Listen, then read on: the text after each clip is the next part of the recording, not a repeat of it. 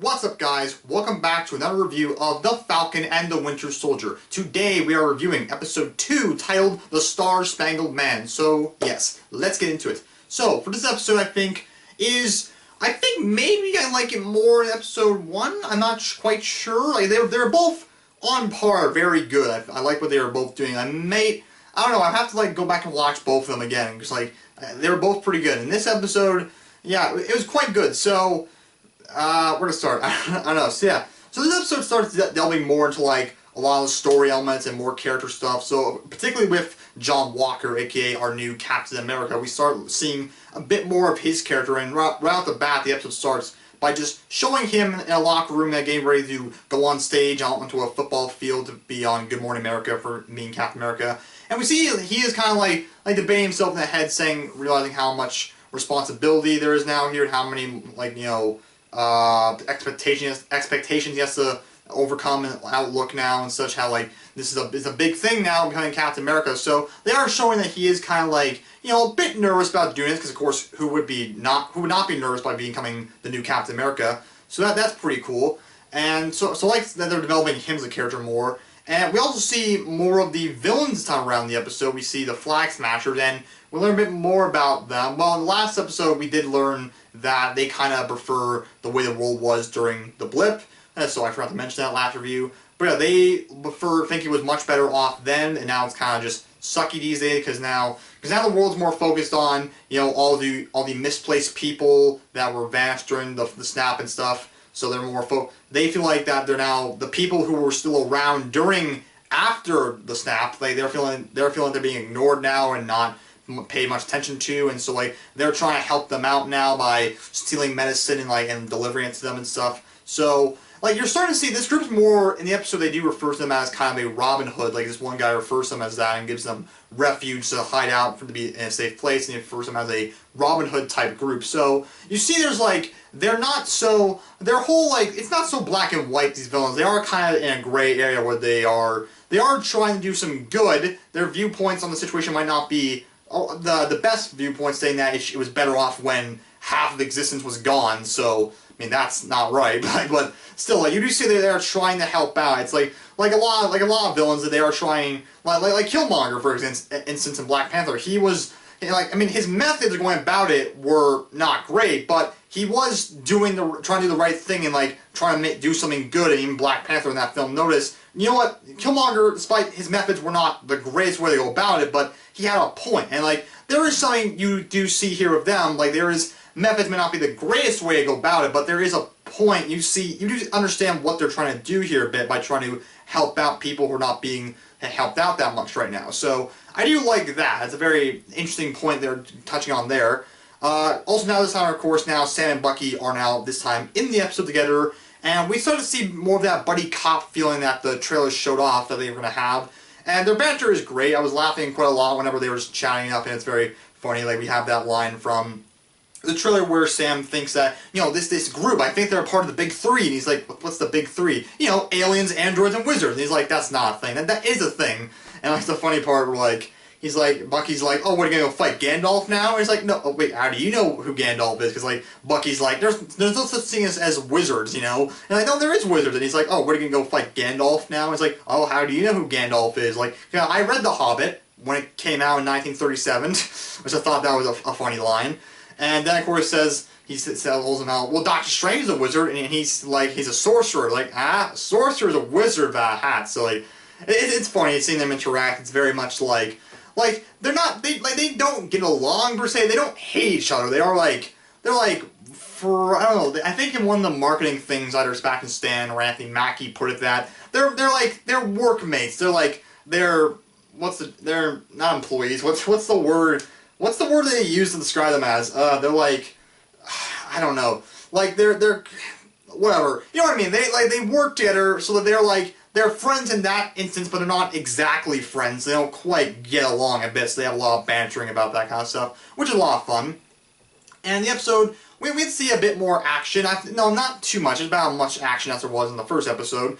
And it's great. It's that whole big chase sequence on the road and stuff, and it's quite good, honestly. I really enjoyed it. And of course, also we see Bucky's there and Falcon's there, and also John Walker comes in along with his buddy Lamar Hoskins, who in the is known as Battlestar, which they character from the comics. In the comics, Captain America, or John Walker in the comics, was known as U.S. Agent, which he might become in the show, I don't know. But he also had basically he had his own Bucky in the comics, which was Battlestar, which is who Lamar Hoskins is his Bucky in this show in the comics, and he's Battlestar. So yeah, there's that thing. And you know, as the show goes on, also we're seeing how, you know, like John Walker is trying to work with Sam and Bucky, and like he talks about how, like, you know, I'm not trying to replace Steve, not at all, but like I'm just trying to be, you know, the best Captain America I can. So you do understand, you do see that he's trying to be just like what needs right now for the world. He's just trying to be a good Captain America as best he can. But you do see that he's not really the greatest at being Captain America a little bit, because you do see in that fight on the road, he does get his ass kicked pretty quickly. So, I mean, they are like super enhanced people they're fighting, but even then, Bucky and Falcon last. Well, Bucky even got his butt kicked a lot there too. But still, he doesn't last as long as Bucky and Falcon did. So you see, he's a good soldier, but he's not as good as they really need him to be. And even later in the episode, when he tries still getting them to work with him and such, they say, no, I think it's best, like, you guys have to get authorization to do your stuff. We're more free agents, so I think it's best if we don't work together and do our own separate things. So he's like, and finally Walker just gives up. He's like, well, in that case, stay out of my way. So you see how, like, you know, you see his character, like, this dynamic he has where he's like, you know, he's struggling a bit to, like, handle the responsibility, and he's trying to do his own thing, but at the same time, like, he's doing his own thing, not trying to be Steve Rogers, but his own thing is not great, because it's clearly a bit of an arrogant and a bit of a jerk Captain America. He's not really what you want, so there's that. So it's interesting. I'm curious to see how this will go out. Like I said, if he will take on the U.S. Agent name by the end of the show, how will he give the shield to Sam? I'm not really sure. Like, how will this all work out? We'll just have to wait and see.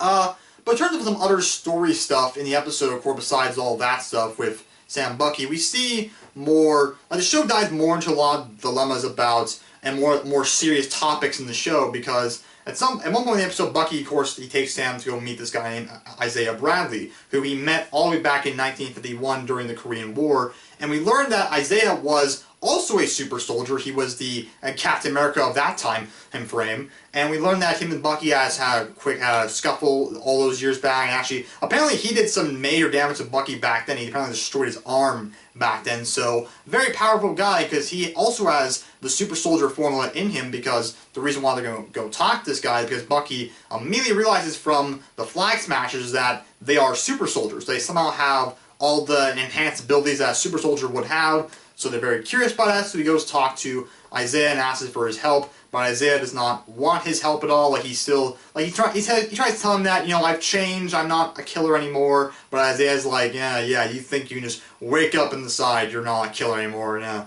he's so much like that. And like, we start diving in some much more, like, some very serious, like, subjects they're talking about in the show, where Isaiah talks about how, like, you know, what he got for being a hero was that he got 30 years in prison, where he was tested on, and they took samples of his blood, and even members of Hydra came after him still in prison and such. And just kind of talk about how, like, you know, the world treated him, like, although he was a superhero, good guy, being, well, not a superhero, but he was a good guy. He was like an early superhero, and like, he was doing good, but like, he was treated not so fairly because he was black. And that's a major thing in the episode. We even see a few seconds later, after Sam and Bucky leave his house, and Sam starts, you know, shouting at Bucky, giving him crap, saying, why am I just now hearing about this other Captain America that existed like decades ago? And the cops come up to them and ask Bucky, is this guy bothering you? And telling Sam, calm down, sir, I want to see your ID. And then finally Bucky tells him, you know who this guy is? And then the cops realize, oh shoot, this is Falcon. And they're like, I'm sorry, sir, we would never have done that, but didn't recognize you got the goggles.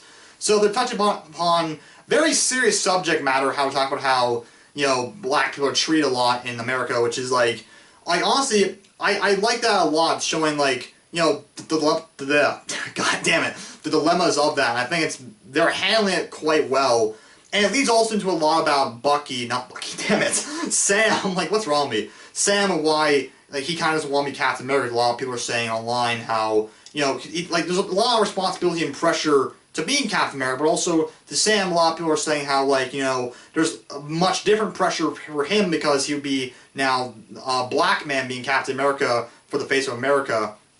And that's a bit more pressure for him and such, so that's what a lot of people are saying. And I definitely do see that as part of the thing why he doesn't want to be Captain America. And this episode does definitely show a lot of that, and I think, honestly, I think that the show is handling that kind of, like, storyline very well of how America treats, like, black people. It's like, I think it's done very well. But we also see other stuff why, like, Bucky in particular is very not happy that Sam is not taking up the mantle. He's telling him how, like, in this therapy session they have, which is quite funny, it's very awkward for them.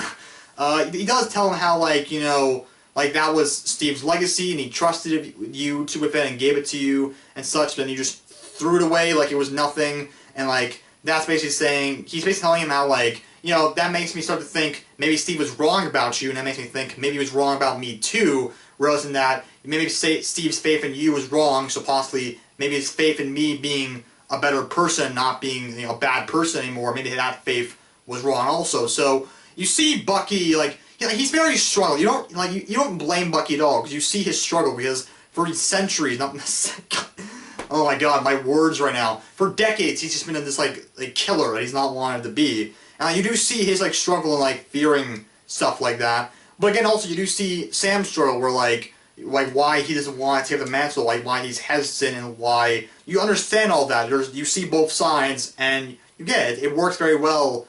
I think it's done quite well. It's done greatly. Then of course also there's other stuff, like the episode ends, of course, where they start talking about how, like, okay, so what are we gonna do, and about the Flag Smashers, like, they're causing a lot of problems, and they're trying to figure out, you know, how are they super soldiers? Like, where do they get these this formula from? And Bucky then realizes that, all right, we gotta go talk to Zemo, because he managed to, he's not part of Hydra, but he does know all their secrets, because he was, of course, going around the world trying to find the book that activated Bucky's Winter Soldier program. So we gotta go find that stuff. And so Sam's like, yeah, okay, let's fine, we'll go see Zemo. He's not a fan of the idea, but he's like, okay, fine, we'll go see Zemo. And the episode ends with us, of course, seeing a quick glimpse of Zemo. So we're gonna see Zemo next episode, and it's also basically confirming that, well, not basically, it is confirming that he's not involved with the Flag Smashers, and which makes sense, because in a lot of the trailers, well, last trailer we saw, he was with them traveling different places, so that's interesting. So I don't know what's happening there, if they get permission to take him out of prison, or he breaks out himself. I don't know what happens there, but it's very interesting. So they're going to go to him, because, of course, Zemo also was aware about other super soldiers, because in Civil War we saw he goes to that facility out in the Arctic or something, somewhere out, that icy place he went to at the end of the film, where there was a facility filled with other super soldiers that he then kills, so he knows about that stuff, and he knows Hydra was not really successful with creating more super soldiers, because they were very unstable, but he knows about more of them, but potentially there are more, and it does seem like it's very interesting, because, like, of course we have Isaiah Bradley, who, he was a successful super soldier, he's very stable, he has super strength and endurance, and Bucky's also a super soldier. He's not quite a super soldier, but he's a bit of an enhanced guy. So they're having some successful attempts to recreate it, but then there's these other ones that weren't successful. So it's interesting whether or not, like, where these guys got their super strength from. So it's quite interesting. So I'm curious to see where that goes. And there's even another thing, also how we see the main character, or the main villain of the leader of, or the main one of the Flag Smashers, Carly. I'm not even going to try to pronounce this name. I'll just put it on the screen here. Carly, that name. We've seen a quick shot, her looking at her phone, of text messages from this one person saying, like, yeah, you took something from me, and I'm going to find you and kill you. So we don't know who it is. It's very curious about who that is still. So yeah, it's interesting. So yeah, honestly, I think I covered everything about the episode. Yeah. But yeah, overall, really solid episode. The action still looks great. They're really starting to delve into some, like, serious subject matters here with the story. And I think it's great. Honestly, I don't know why. I don't know which I preferred, this episode or the first one more. Because, like, the first episode was great with, like, establishing the characters and, like, what their personal lives are, and, like, them, of course, post-Endgame and such. But this one also dives in some great subject matter in the story, in the universe and such, and, like, some great new elements added. So, like, I don't know, like, they're both really solid episodes. I'm enjoying this one like a lot right now this episode. So I'm really curious to see where we go next, honestly. So yeah. But yeah, anyway, so yeah, that's it. I think I covered everything I possibly can cover. Yeah, I covered everything. I just don't want to end it before I forget something. So yeah. Thank y'all for watching. So yeah. Oh, also, I knew I forgot something. So they also it's a minor thing, but like they have also basically confirmed that Bucky is going by the White Wolf name, because like Falcon like started like cracking jokes at Bucky, saying out like, you know, a little stint in Wakanda, now you're the White Panther, and he's like, no, it's the White Wolf actually. So like I think that's basically him confirming that he is going by that name now. So that's cool. But yeah. Yes, that's it. That's it for this review. Tell in the comments down below, what did you think of this episode of Falcon Winter Soldier? I thought it was pretty great. An 8 out of 10. I'm very excited to see next episode. It's gonna be good. So yeah, hopefully. Anyways, yeah, thank you all for watching, and stay tuned for next review coming out next week. So yeah, I'll see y'all later. Goodbye.